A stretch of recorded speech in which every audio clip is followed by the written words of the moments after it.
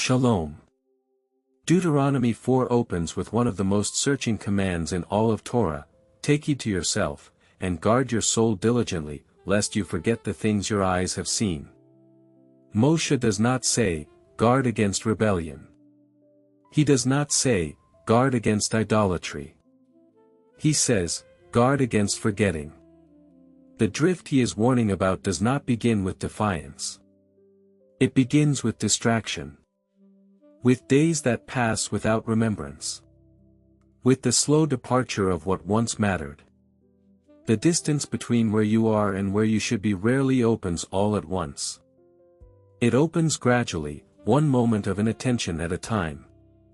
This is the warning. Not that Israel will rise up against the Creator, but that they will simply stop turning toward Him.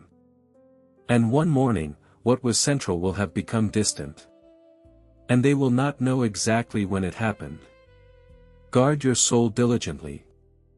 The guarding begins at the level of what you allow yourself to forget. This is Torah Sac Studio. We are walking through every chapter of Torah, one chapter at a time. Deuteronomy 4 is the most theologically dense chapter in Moshe's opening address. After 3 chapters of reviewing the journey, Moshe turns inward and says, take heed to yourself. This chapter holds the prohibition against image making, the promise inside the warning, and one of the clearest invitations to return in all of Scripture. Open with me to Deuteronomy chapter 4, verse 9. Take heed to yourself and diligently guard your soul, lest you forget the things your eyes have seen, and lest they depart from your heart all the days of your life.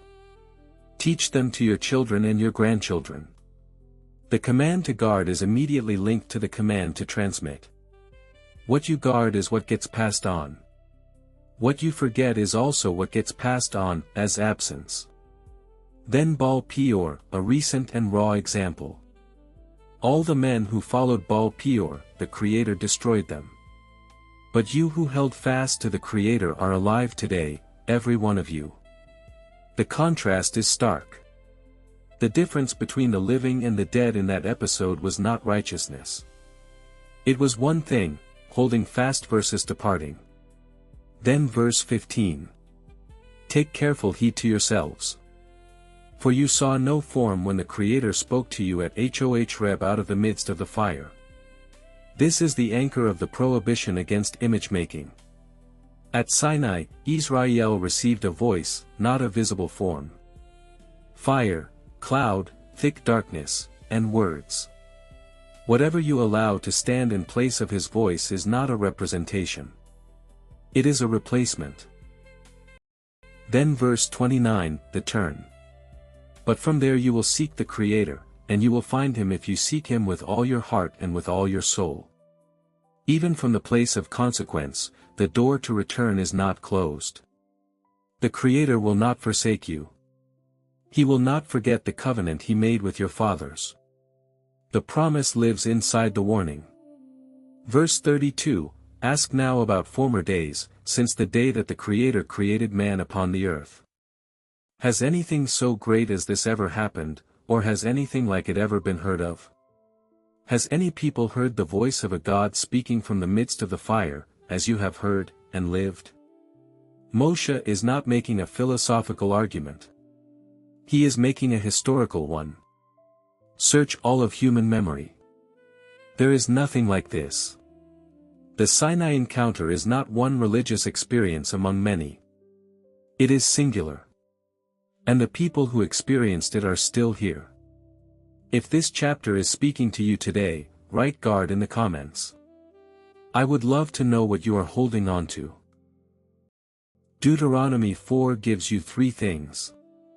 The first danger is forgetting, not rebellion. The drift begins with distraction. What you allow yourself to forget is what you eventually lose, and what you transmit as absence to the generation after you. The Sinai revelation was voice, not form. Whatever stands in place of His words is replacement, not representation. The promise lives inside the warning. Even from the place of consequence, seek and find. He will not forsake you. He will not forget the covenant. In Deuteronomy 5, Moshe restates the 10 words, but opens with a declaration that changes how every generation must receive them. This covenant was not made with your fathers. It was made with us, alive here today. Thank you for walking through Deuteronomy 4 with me. If you are studying through Torah chapter by chapter, subscribe and continue the journey. Shalom.